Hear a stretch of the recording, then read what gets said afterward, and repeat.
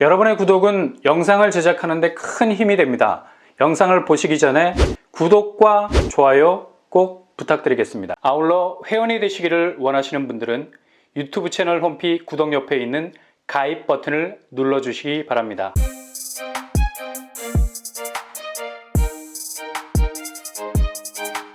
안녕하세요. 번번한 복덕방입니다. 1월 들어서 가장 극적인 변화를 보인 것이 바로 거래량입니다.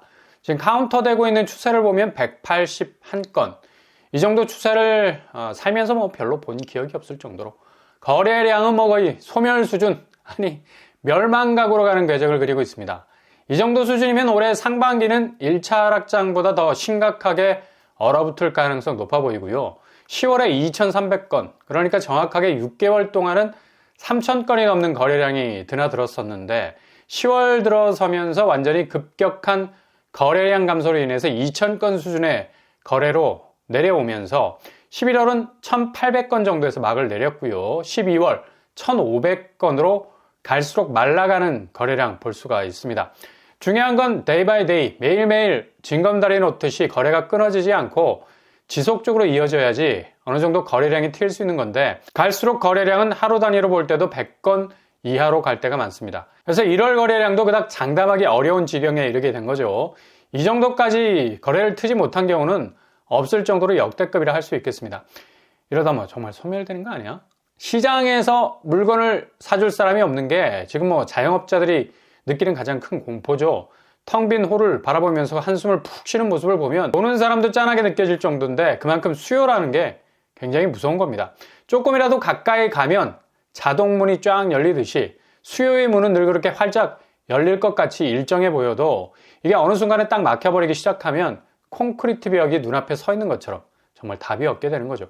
특히 부동산 시장에서 매수자가 실종이 된다는 건 가장 집값 추이를 위태롭게 하는 정말 무서운 변수가 되는데요. 그래서 지금까지 비정상적으로 올라온 집값 수위가 내려갈 수밖에 없는 건 이렇게 매매 시장에서 매수세가 손절 양상을 보이는 것이 가장 큰 이유죠.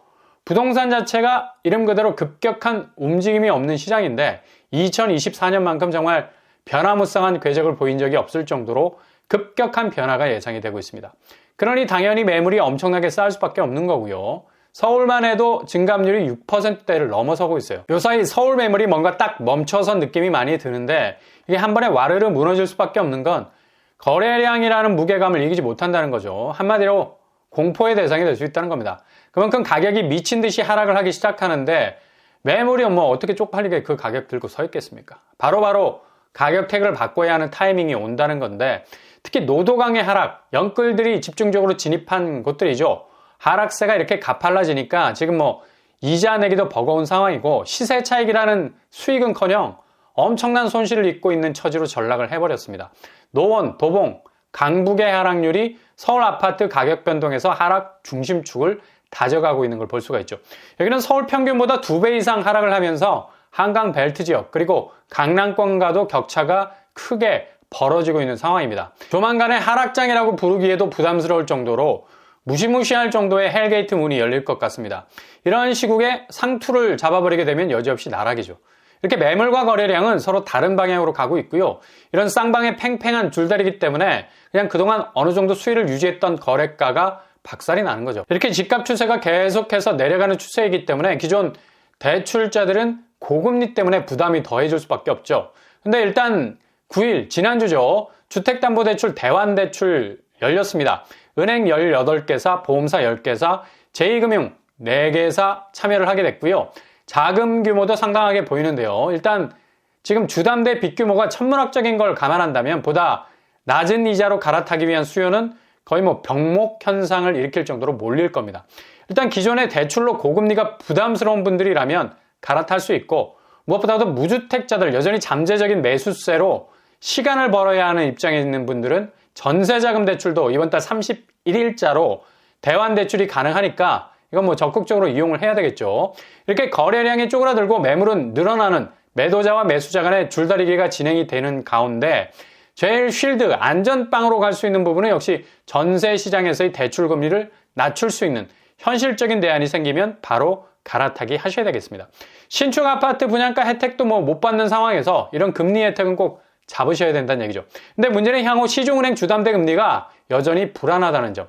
물론 뭐 시중은행이 이자를 비교해서 낮은 쪽으로 갈아탈 수도 있겠지만 상반기 다시 금리가 블랙홀 속으로 빨려 들어갈 가능성도 있어서 최대한 대출 파이는 줄이고 들어가는 게 좋습니다. 미국발 금융긴축 기조가 다시 기지개를 펴고 시중은행 금리를 압박하게 될 가능성도 있고요. 엊그제 미국 CPI가 예상치보다 높게 나온 게 불안 요소죠. 상반기 금리 인하는 뭐 거의 어렵다 보면 되겠고요. 상황이 이렇다 보니까 최근에 서울 아파트 신축 분양 단지들 뭐 엄청난 고분양가로 쏟아져 나오고 있는데 이걸 사주는 것 자체가 지금 뭐 원가 상승분, 시세 상승분, 쌍으로 때려놓은 절대값을 뭐 개인이 자기 돈도 아니야 빌린 돈으로 보존을 해줬다는 결론밖에 안 나오죠. 이유는 내가 사는 아파트는 주변에서 도미노처럼 가격대가 무너져 내려도 유일하게 오를 수 있다는 근자감, 근거 없는 자신감 때문에 지금까지 버티고 있는데 이거 정말 골로 갈 수 있는 선택지가 될 수 있다는 겁니다. 지금 미분양 상황이 극에 달하고 있는 걸 볼 수가 있어요. 후포 라운하이츠 지방건설사가 분양을 한 곳이죠. 60세대 모집에 단 한 명도 지원을 하지 않았습니다. 아니 이렇게 지방 쪽 소도시는 분양이 드물기 때문에 이렇게 신축 아파트가 들어서면 그래도 꽤 흥행을 했었거든. 근데 완전히 쑥대밭이 되어버린 결과가 나오고 있죠. 그리고 스윗 더 캐슬 더 프라임 77세대 모집에 딱 한 명만 지원을 했습니다. 아니 이렇게 한 명만 지원한 사람은 정말 당황되겠다. 청약 통장을 야심차게 던졌는데 본인이 유일한 신청자야. 당연히 이 사람도 화들짝 놀라서 당첨을 취소할 가능성 높아지겠죠. 정말 대참사라 해도 과언이 아닙니다. 또 한 곳 제천 성광 로즈웰 아파트. 이름이 UFO 추락했던 것과 비슷해요. 로즈웰. 여기도 209세대 모집에 2명이 지원을 했습니다. 지금 지방 미분양 상황은 거의 암담할 만큼 쪼그라들고 있고요. 이런 상황이 서울 수도권하고는 무관한 것 같지만 실제로 동작구에서도 일어나고 있어요. 상도 프루지오 클라베뉴 158세대가 그동안 선착순 동호 지정으로 돌리다가 도저히 뭐 잔여 물량 털어내지 못할 것 같으니까 이렇게 무순위 청약으로 나온 겁니다. 모든 평형에서 골고루 나왔죠. 이렇게 지방, 서울 가릴 것 없이 미분양이라는 구멍이 숭숭 뚫릴 수밖에 없는 건 바로 분양가가 너무 가격이 치고 올라와서 이걸 받아내기가 버거워. 지금 주담대, 전세자금 대출, 대환대출 눈에 불을 켜고 바라보는 상황인데 고금리 물고 또 새로운 대출을 받는다는 건 정말 오판할 수 있는 일이 될 수밖에 없다는 얘기입니다. 이렇게 지금 서울 신축도 매매 시장의 약세장 그대로 흡수하고 있는 상황이고 이번 하락장은 굉장히 장기적인 추세에서 진행이 될 거고요. 한번 떨어진 가격은 제대로 회복이 안 될 정도로 고착이 될 가능성 높습니다. 그러니 50% 이상이 다 빚일 건데 이걸 어떻게 감당을 할 거냐고.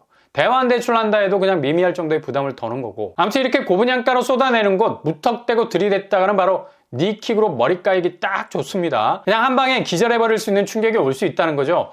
한국은행도 2015년 수준으로 집값을 내려야 출산율이 회복이 될 수 있다는 보고서를 낼 정도로 지금 집값 자체가 전혀 정상적인 퇴적층이라는 바탕 위에서 올라선 게 아니라는 걸 말하고 있죠. 그만큼 거품이 엄청나게 끼어있는 집값 때문에 삶의 질이 올라가기는커녕 밑으로 끌어내려지고 있는 상황인데 이걸 극복해보겠다고 무한대출 거의 삥 뜯듯이 걷어와서 무리하게 집을 사려는 건 그만큼 엄청난 부작용을 낳을 수밖에 없다는 결론에 이르게 된다는 거죠. 게다가 지금 부동산 PF 문제가 더 불거지게 되면 이건 뭐 제대로 한 방 더 터지게 되면 그렇게 모든 걸 걸었던 내 집 마련의 시련이 바로 악몽으로도 바뀔 수 있는 집값의 직격탄이 될 수 있는 그런 상황이 올 수도 있다는 얘기죠. 금융당국이 계속해서 시행사 건설사 관계자들과 비상회의를 릴레이식으로 열고 있는 것으로 확인되고 있는데 그만큼 사안이 중대하고 이거 뭐 관리 잘못하면 그냥 골로 가는 거죠. 올해에도 뭐 태형건설 워크아웃 이후로 일부 사업장들이 연쇄적으로 더 이상 버티지 못하고 넘어갈 것 같다는 전망도 계속해서 나오고 있습니다. 결국 개인도 금리 문제, 기업도 금리 문제인데 고금리라는 자물쇠는 쉽게 열리지 않을 것은 분명해서 연쇄부도에 직면한 건설사가 더 이상 자금 조달이 원활하지 못하게 되면 이거 뭐 다시 금융권으로 불똥이 튀고 또다시 개인에게로 그 파괴력이 그대로 전이가 되기 때문에 대출 중단 대출 회수라는 극약 처방까지도 나올 수 있는 극한의 상황이 발생할 수도 있다는 얘기입니다. 지금까지 한국은행이 금리 동결이라는 병마개를 눌러온 건 바로 이거 부동산 PF 문제로 야기되는 부동산 전반에서 터질 수밖에 없는 자금 경색이 제일 두려운 문제이기 때문에 그렇게 꼭꼭 금리를 숨겨온 건데 당장 금융당국이 관리를 한다 하지만 결국 스스로 자금 부담을 이겨내지 못하면 답이 없거든요. 당장 올해 만기가 돌아오는 곳들이 많아서 이게 그냥 연쇄적으로 터질 수 있는 위험 요소가 충분히 있을 수 있다는 얘기죠. 그러니 지금 대외 환경 변화 신경 쓸 겨를 없다는 겁니다. 자칫 부동산 쪽 PF 문제 터지면서 금리를 버텨내지 못하는 개인이나 기업이 무더기로 쏟아지면 매매 시장이나 분양 시장은 그냥 그대로 한 방에 넘어갈 수 있는 위로 가게 되겠죠. 이게 어찌 보면 그동안 거품이 잔뜩 끼어 있었던 집값이 다시 리셋될 수 있는 그라운드 제로가 될 수도 있는 거고요. 어찌 보면 더 이상 부동산에만 쏠려 있는 기대 심리가 해체가 될 수 있는 새로운 부동산 생태계 시장이 열릴 수도 있는 겁니다. 그러니 1월은 확실히 부동산 급변의 타이밍이 될 가능성 높다.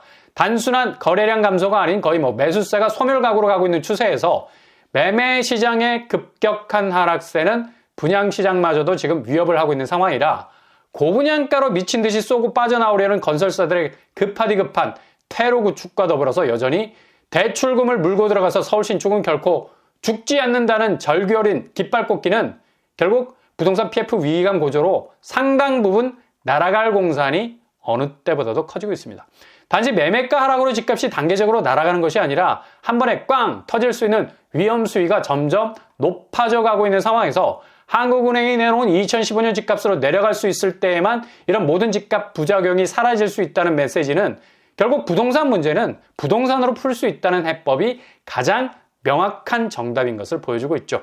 홍수가 났을 때 제일 필요한 게 생수인 것처럼 집은 터져나오고 있지만 정작 살 수 있는 집이 많지 않다는 것. 그래서 누구나 저렴하게 살 수 있는 집값으로 내려갈 수 있다면 이게 가장 효과적인 부동산 문제를 해결할 수 있는 해법이 될 수 있다는 사실입니다.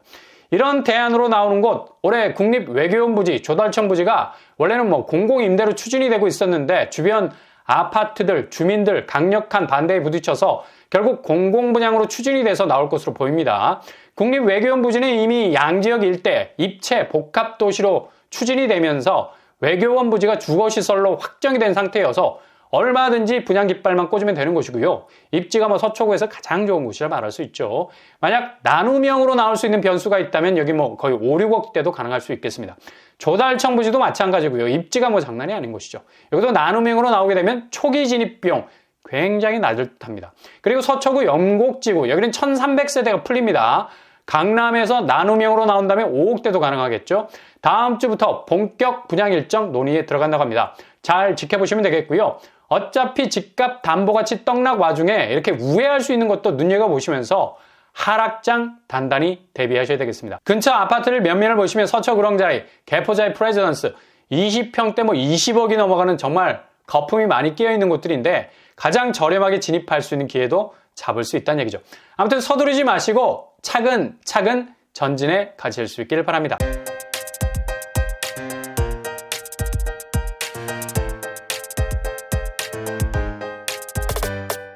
오늘의 부동산 캐릭터, 매물은 갈수록 적체가 되고 거래량은 말라가고 있고 이렇게 서로 간에 엇갈린 길을 가는 와중에 매매 시장의 실거래가는 뚝뚝 떨어지고 있는 상황.